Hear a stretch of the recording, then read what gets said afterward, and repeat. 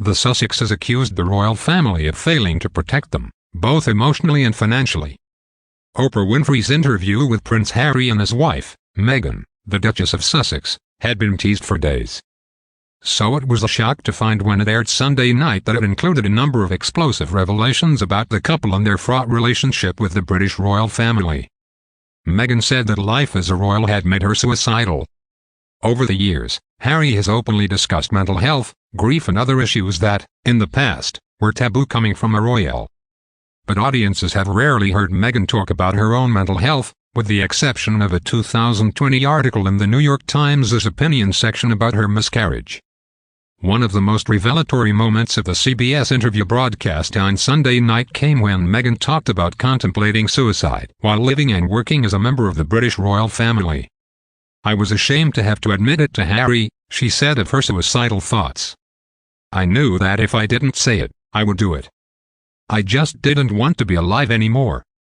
Meghan said that at one point she asked the senior royal about the possibility of seeking inpatient care, and was told that would not be possible because it wouldn't be good for the institution. The interview provided a reminder that Harry and Meghan weren't afraid to talk about the mental health challenges they have dealt with. And their responses to Miss Winfrey's questions underscored a message they seemed keen to send to the world.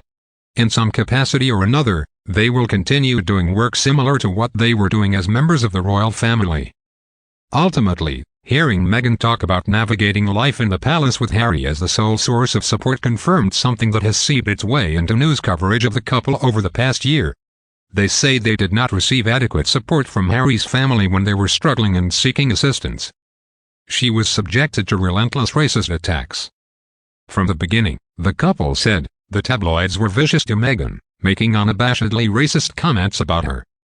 The question of her race also infused her relationship with the royal family, the couple said.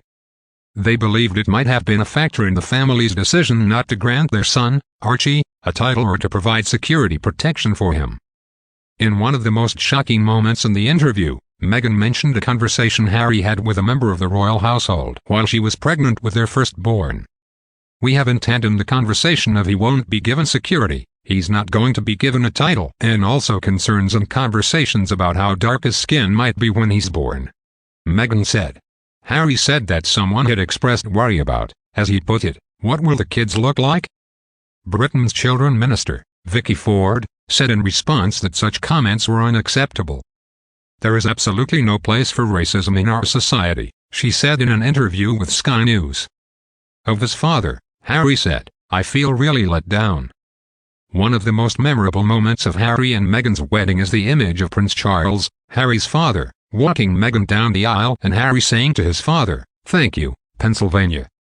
The moment earned Charles supporters around the globe for appearing to be a loving father and father-in-law who was taking in his new daughter-in-law at a moment when her own father wasn't showing up. For her, how things have changed. It was striking to hear Harry describe his father as not taking his phone calls and asking him to put things into writing when he and Meghan were weighing taking a step back from their roles as senior royals. Harry later said that Charles was now taking his calls again, but that there was a lot to work through there. "I feel really let down, because he's been through something similar," Harry said, referring to the way the news media had haunted his mother, Princess Diana. Prince William was barely mentioned in the interview, but when he did come up, Harry said that their relationship is space, at the moment. More than once, both Harry and Meghan drew distinctions between the Queen and the rest of the royal family. They told stories of interacting with her during their time in London and after stepping back from their roles as senior royals. There was a decipherable shift in tone, however, when discussing others, particularly William, his wife, Kate Middleton, and Charles. The royal family failed to correct the false narrative around her, Meghan said. The tabloid stories came one after the other, Meghan said. About her diva-like behavior, about how she had bullied her staff, about her supposed rift with her sister-in-law, Kate, the Duchess of Cambridge. Not only were they not true, Meghan said, but the royal family did nothing to correct them. She came to understand, she said, that the royal family was willing to lie to protect other members of the family, but they weren't willing to tell the truth to protect me and my husband. In a particularly resonant example, she said, the tabloids reported, long after her wedding, that she had made Kate cry before the lavish event over the bridesmaid's dress that Kate's daughter was meant to wear. In fact, Meghan said, it was Kate who made her cry. Kate apologized and sent her flowers, Meghan said. But when the tabloid reports came out, no member of the royal family made an effort to correct the record. I'm talking about things that are super artificial and inconsequential, Meghan said. But the narrative about, making Kate cry, I think was the beginning of a real character assassination. And they knew it wasn't true. She added, I thought, well, if they are not going to kill things like that, then what are we going to do? My family literally cut me off financially. Most members of the royal family receive money each year from the family coffers in exchange for carrying out official engagements. But when he introduced Meghan to the family, Harry said, that arrangement already seemed to be in jeopardy.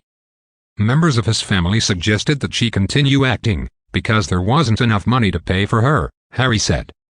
There was some real obvious signs before we even got married that this was going to be really hard.